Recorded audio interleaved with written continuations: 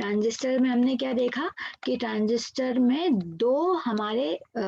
दो टाइप के semiconductor arrange रहते हैं, जिसमें एक जो सेमीकंडक्टर है सैंडविच रहता है आसपास। ठीक है, जैसे कि ये एन टाइप सेमीकंडक्टर है, ये सैंडविच है between two P type semiconductor, तो इसे हम क्या बोलते हैं, P N P transistor. Similarly हमारे पास एक और तरीके का ट्रांजिस्टर है जिसमें हमने पी टाइप सेमीकंडक्टर बीच में लिया है और आसपास क्या लिया है, हमने एन टाइप सेमीकंडक्टर लिया है। ठीक है, और इसका ये सिंबल है। ठीक है, ये क्या है, ये यहाँ पे इसका आपको सिंबल गिवन है। ये पीएनपी ट्रांजिस्टर के लिए है। देखो पीएनपी ट्रांजिस्टर में ये आपका एमीटर है और ये बेस है। ठीक है, तो पीएनपी ट्रांजिस्टर में क्या होता है, करंट जो है ई से एमीटर से बेस की तरफ रहता है करंट का डायरेक्शन, और एनपीएन ट्रांजिस्टर में कहाँ रहता है, बेस से एमीटर की तरफ रहता है। ठीक है, बेस से एमीटर की तरफ रहता है। और कल हमने इसकी वर्किंग देखी थी और हमने एक रिलेशन ड्राइव किया था। क्या था वो, I E is equals to I B plus I C.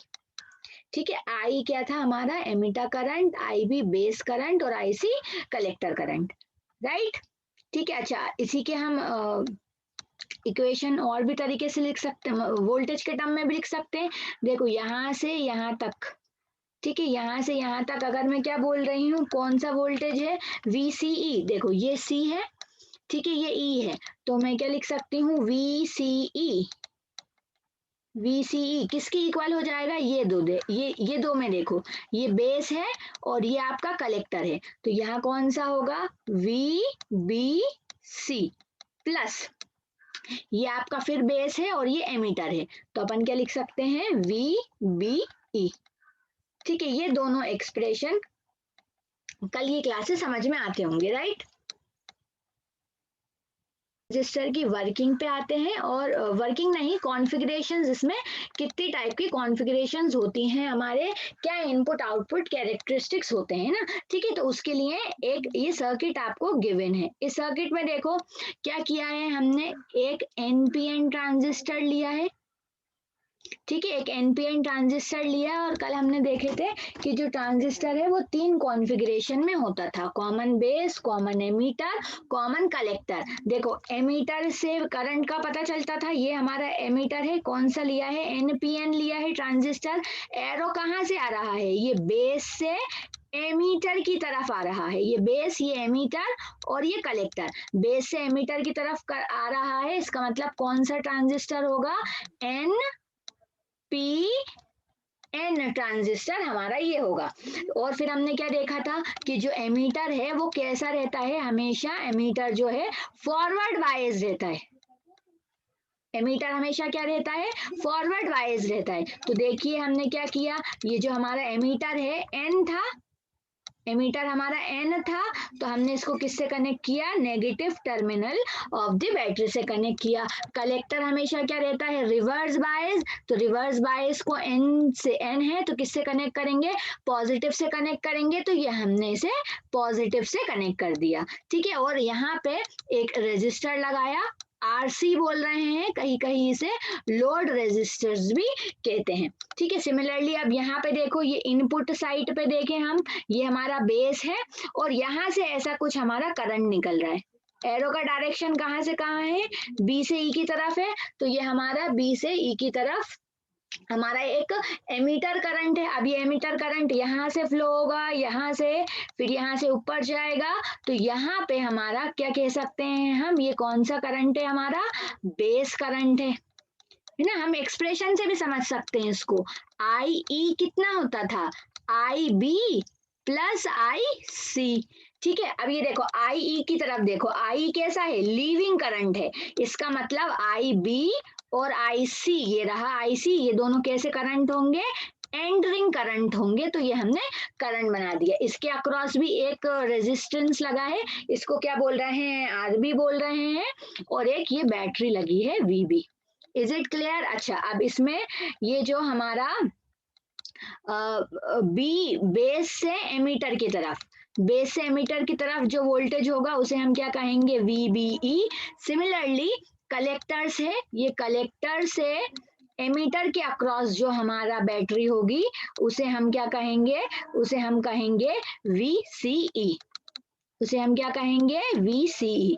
Is it clear, यहाँ तक समझ में आया वर्किंग की तरफ? ठीक है, अब देखो जो हमारा ट्रांजिस्टर होता है वो 3 रीजन में काम करता है, उसके 3 रीजन होते हैं, एक होता है कट ऑफ रीजन, एक होता है एक्टिव रीजन और एक होता है सैचुरेशन रीजन।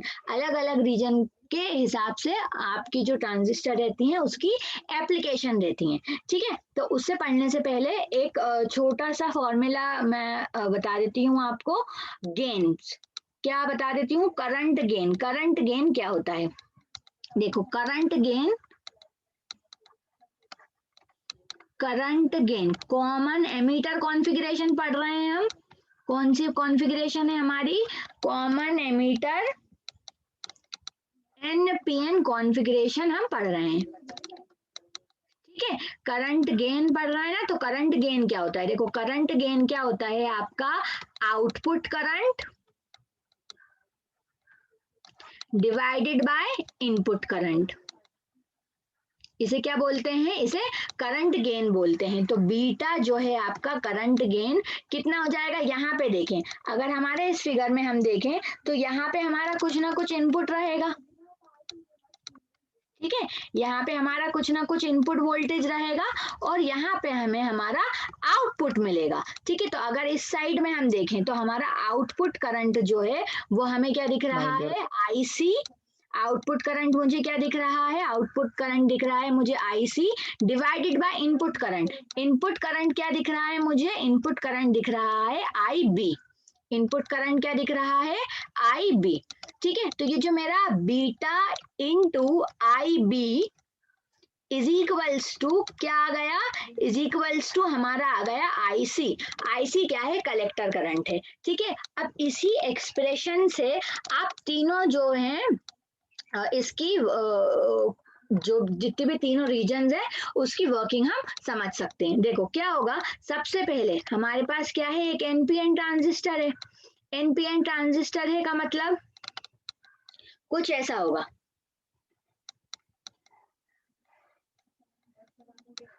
जी एक N है, एक P है, N ट्रांजिस्टर है और फिर हमने यहाँ पे कुछ कुछ बायजिंग कर दी है। ठीक है, यहाँ पे हमने कुछ कुछ बायजिंग कर दी है। अब देखो यहाँ पे क्या होगा, एक ये मेरी लेयर है, डिप्लेशन लेयर। ठीक है ना, एक ये डिप्लेशन लेयर है मेरी, एक ये डिप्लेशन लेयर है, 2 डिप्लेशन लेयर्स मेरे पास होंगी।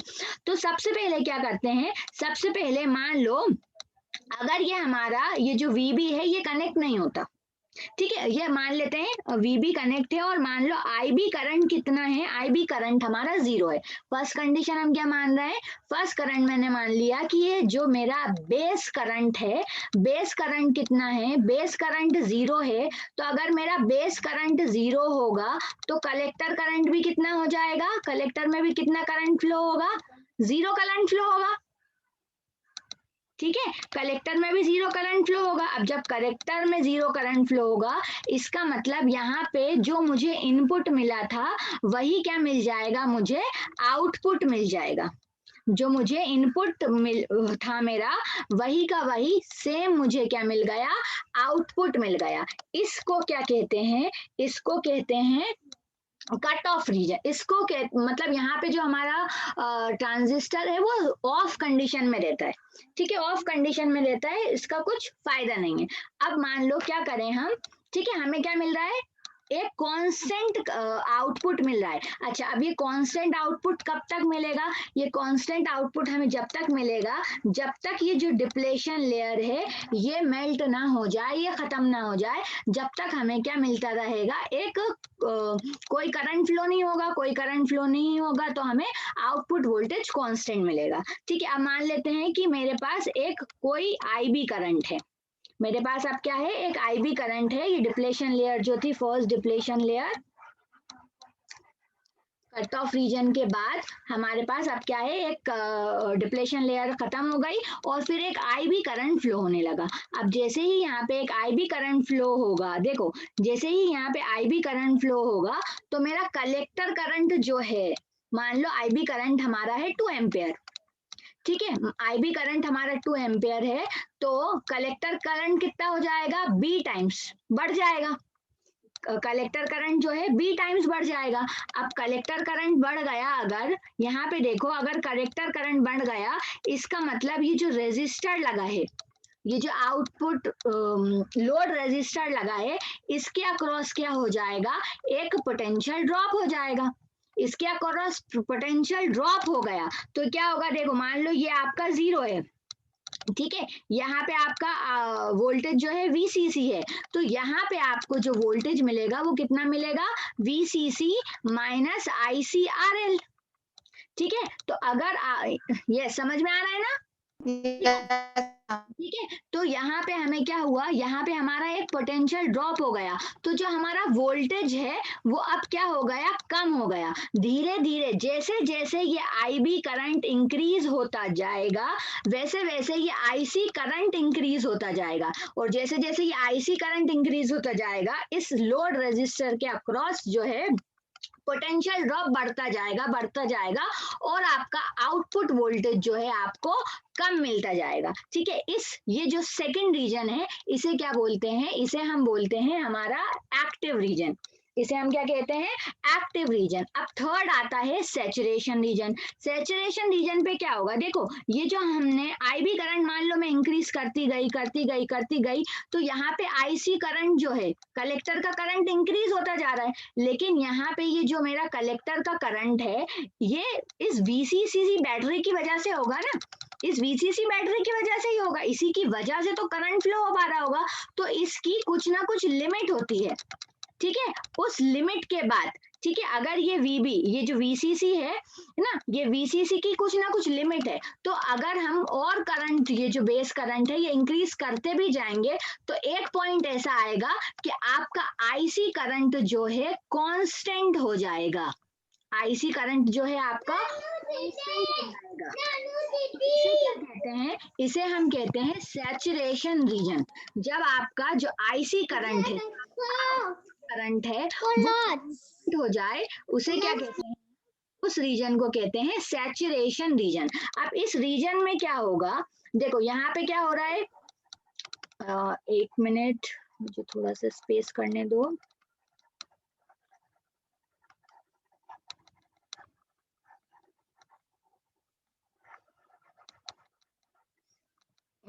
यस, क्या कर रहे हैं हम, मान लो आई बी, हमारा जो बेस करंट है हम उसे इंक्रीज करते जाएंगे, एक पॉइंट हमारा ऐसा आएगा कि यहाँ पे जो है आईसी करंट ना कांस्टेंट हो जाएगा। अब जब यहाँ पे आपका आईसी करंट कांस्टेंट हो जाएगा, तो आईसी करंट कांस्टेंट कब होगा, जब ये जो वीसीसी है ये किसके इक्वल हो जाए, आईसी इंटू आरसी के इक्वल हो जाएगा, तब हम कहते हैं कि जो आपका ट्रांजिस्टर जो है वो सैचुरेशन रीजन में चला गया। सैचुरेशन रीजन में देखो कैसे चला गया, आईसी अभी तक फ्लक्चुएट हो रहा था, लेकिन अब देखो आईसी कितना आ रहा है, इस एक्सप्रेशन से देखो आईसी अब कितना आ रहा है, वीसीसी, हमने बैटरी लगाई है, कुछ पर्टिकुलर वोल्टेज की होगी, 5, 10, 15, 20, 220 कुछ भी, ठीक है, और ये आरसी हमारा लोड रेजिस्टर है, ये भी एक कांस्टेंट है। ठीक है, तो एक पर्टिकुलर पॉइंट के बाद इस बैटरी की वजह से जो हमारा आउटपुट करंट है वो क्या हो जाता है, कांस्टेंट हो जाता है। जब आउटपुट करंट कांस्टेंट हो जाता है तो उसे क्या कहते हैं, हम सैचुरेशन रीजन कहते हैं। अच्छा, अब देखो अगर ये वीसीसी किसके, देखो अगर ये वीसीसी किसके इक्वल हो गया, आईसी आरसी के इक्वल हो गया, इसका मतलब ये जो पूरा पोटेंशियल है, ठीक है, ये जो पूरा पोटेंशियल है कौन सा है, ये वीसीई, ये जो है आपका वीसीई किसकी इक्वल हो जाएगा, ये वीसीई किसकी इक्वल हो जाएगा, कोई बताए, अगर वीसीसी आईसीआरसी के इक्वल, भले ही कितना करंट, एक पॉइंट ऐसा आएगा, इस बैटरी की भी कुछ ना कुछ लिमिट होगी ना, ये भी कुछ फिक्स नंबर ऑफ इलेक्ट्रॉन्स को ट्रांसफर कर सकता है, तो एक ऐसी लिमिट होगी जिस लिमिट के बाद अगर मैं आईबी करंट को इंक्रीज भी करती जाऊं, तो मेरा जो ये आउटपुट मिलेगा, मुझे कैसा मिलेगा, आउटपुट वोल्टेज कांस्टेंट मिलेगा। अब ये कैसे समझे हम कि ये जो कलेक्टर करंट है कांस्टेंट कब होगा, कि जो मेरा कलेक्टर करंट है, ये जो मेरा आउटपुट करंट है या कलेक्टर करंट है, ये मैक्सिमम कितना हो सकता है, जितनी बैटरी की ताकत हो VCC डिवाइडेड बाय RC, यही मेरा मैक्सिमम करंट होगा, यही मेरा मैक्सिमम करंट होगा। इसका मतलब ये जो VCC है जब किसके इक्वल हो जाएगा, IC इंटू RC के इक्वल हो जाएगा। देखो हम क्या करते जा रहे हैं, बढ़ाते जा रहे हैं, इनपुट वोल्टेज बढ़ाते जा रहे हैं, बढ़ाते जा रहे हैं, लेकिन जब VCC किसके इक्वल हो जाएगा, IC इंटू RC के इक्वल हो जाएगा, इस कंडीशन के बाद, इस कंडीशन के बाद आप इनपुट वोल्टेज कितना ही बढ़ा लो, आप ये बेस करंट कितना ही बढ़ा लो, ये जो बेस करंट है आप इसको कितना भी बढ़ा लो, लेकिन आपको यहाँ पे जो ओवरऑल वोल्टेज जो कलेक्टर करंट है वो मैक्सिमम फ्लो होगा। मतलब ये जो आउटपुट है आपको कैसा मिलेगा, कांस्टेंट मिलेगा। ठीक है, इसे क्या कहते हैं, इसे कहते हैं सैचुरेशन लिमिट। ठीक है, तो इसके बाद इस पर्टिकुलर पॉइंट के बाद, सैचुरेटिंग लिमिट के बाद आपका ये जो वोल्टेज है ये क्या हो जाएगा, कांस्टेंट हो जाएगा। ओके, समझ में आया? Yes ma'am. Yes ma'am. ये जो रीजन है इसे क्या बोलते हैं हम, सैचुरेशन रीजन बोलते हैं। सैचुरेशन रीजन मतलब अब हम सैचुरेट हो गए, अब बेस करंट कितना भी बढ़ जाए उस लिमिट के आगे आप कलेक्टर करंट इंक्रीज नहीं हो सकता। ठीक है, अब ये जो तीनों जो आपके रीजन्स है इनके स्पेसिफिक यूज हैं। जैसे कि ये जो रीजन है आपका, इसे कब यूज करते हैं, जब आपको ट्रांजिस्टर को एज अ स्विच यूज करना हो, तो ये स्विच ऑफ को डिपिक्ट करता है। ठीक है, ये जो एक्टिव रीजन है ये कब यूज करते हैं हम, जब हम हमारे ट्रांजिस्टर को एज अ एम्पलीफायर यूज करते हैं। ठीक है, एज अ एम्पलीफायर यूज करते हैं। और ये कब यूज करते हैं, जब हम जो हमारा ट्रांजिस्टर है उसे स्विच ऑन की तरह यूज करते हैं। ठीक है मैम, अगर हम बढ़ाएंगे तो जी मैक्सिमम कैसे मिलेगा जी, कांस्टेंट कैसे मिलेगा जी आउटपुट? आउटपुट कांस्टेंट कैसे मिलेगा, लास्ट पॉइंट मतलब समझ में नहीं आया। ओके, एक minute, give me a minute.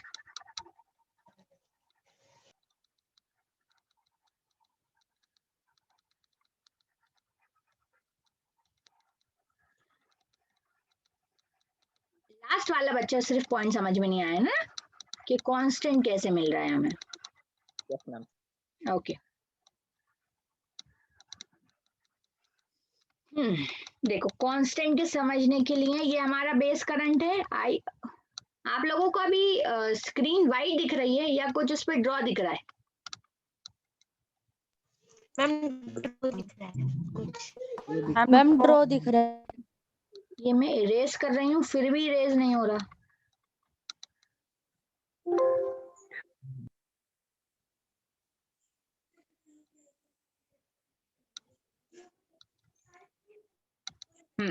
देखो लास्ट वाली कंडीशन क्या है आपकी, बस लास्ट समझना है ना। ये आपका बेस करंट है, ठीक है, ये बेस करंट है आपका, और यहाँ पे है हमारा आईसी करंट। ठीक है, अब देखो इस आईसी करंट को समझें अगर हम इस एक्सप्रेशन से, तो ये एक्सप्रेशन क्या कह रहा है, ये एक्सप्रेशन कह रहा है कि जैसे जैसे मैं आईबी को इंक्रीज करती जाऊंगी, जैसे जैसे मैं आईबी को इंक्रीज करती जाऊंगी वैसे वैसे क्या होगा, ये आईसी बढ़ता जाएगा। इस फॉर्मूले के हिसाब से जो कब तक वर्क करा, इस पॉइंट तक वर्क करा, ये जो बी पॉइंट है जब तक वर्क करा। अब अगर सिर्फ आप इतने पोर्शन को देखें, सिर्फ आप इतने पोर्शन को देखें, तो यहाँ पे क्या हो रहा है, यहाँ पे अपना अगर मैं आईसी को नॉर्मली देखूं, बिल्कुल नॉर्मल तरीके से अगर मैं आईसी को देखूं, तो आईसी कितना होने वाला है, वीसीसी बाय आरसी। कितना होने वाला है आईसी, वीसीसी बाय आरसी। ठीक है, तो इसका मतलब वीसीसी किसकी इक्वल होगा, आईसी इंटू आरसी के जब इक्वल होगा, VCC, ये जो VCC है जब ये IC इंटू RC के इक्वल हो जाएगा, मतलब इस रेजिस्टर के अक्रॉस अगर पोटेंशियल ड्रॉप, अगर ऐसे ऐसे भी समझते हैं, ये जो रेजिस्टर है अगर इसके अक्रॉस जब पोटेंशियल ड्रॉप आपका कितना हो जाएगा, VCC हो जाएगा, तब आपका ये जो कलेक्टर करंट है ये क्या हो जाएगा, मैक्सिमम हो जाएगा। जो कलेक्टर करंट है आपका ये क्या हो जाएगा, मैक्सिमम हो जाएगा। तो इसे क्या कहते हैं, इसे सैचुरेशन रीजन कहते हैं। ठीक है, अब मैंने ये ऑफ, मतलब ये बिल्कुल कम क्यों मतलब इसे कांस्टेंट क्यों बोला है? इसे कांस्टेंट इसलिए बोला है कि मान लो ये है मेरा कुछ आउटपुट वोल्टेज, ये है मेरा आउटपुट वोल्टेज, क्या ले लें इसे, ऊपर हमारा क्या है C है, नीचे मेरा E है। इतने रीजन पे जरा किरचॉफ्स लॉ लगाओ। अगर इतने रीजन पे हम KVL लगाएंगे तो देखो क्या होगा, ये मेरा 0 है, ठीक है, 0 है, ऊपर गई ऊपर गई, यहाँ पे मुझे एक बैटरी मिली, तो इसका मतलब यहाँ पे जो पोटेंशियल है मेरा कितना है, VCC है। फिर मैं और ऊपर गई तो यहाँ पे देखो, यहाँ पे जो पोटेंशियल है वो कितना आ जाएगा, VCC minus IC into RC, ठीक है, इज इक्वल्स टू कितना हो रहा है मेरा, ये जो मैं V ले रही हूँ, VCE। इतना समझ में आया, ये समझ में आया? Yes Yes, ma'am. ma'am. ठीक है, अब देखो, अब अगर ये मेरा VCC अगर IC RC के इक्वल हो जाएगा, मतलब कलेक्टर करंट जो है मेरा मैक्सिमम हो गया, मतलब ये जो VCC minus IC into RC है ये इक्वल हो गए, तो ये दोनों क्या हो जाएंगे, कैंसिल आउट हो जाएंगे, और मुझे ये VCE कितना मिल जाएगा, 0 मिल जाएगा। ठीक है, तो ये 0 नहीं होता, एक्चुअली में ये बहुत माइन्यूट सा आपका वोल्टेज होता है, और ये जो वोल्टेज है ये कैसा रहता है, कांस्टेंट रहता है। इसलिए यहाँ पे बोल रहे हैं कि एक कांस्टेंट वोल्टेज आपको मिलेगा, जिसे हम क्या बोल रहे हैं, VCE। ठीक है, ओके।